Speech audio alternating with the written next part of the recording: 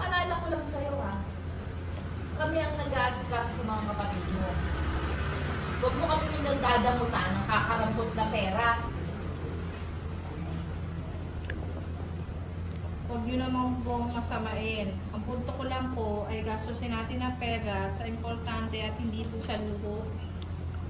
Ang yabang mo, no? Ang yabang-yabang mo na kapag abroad ka lang. Ha?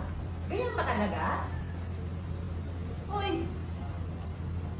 Hoy! Ang yabang-yabang mo, ha? Na kapag abroad ka lang, ganyan talaga? Kapal ng mukha mo, ha? Gusto mo, gulpihin ko yung mga kapatid mo sa harap mo? Ha?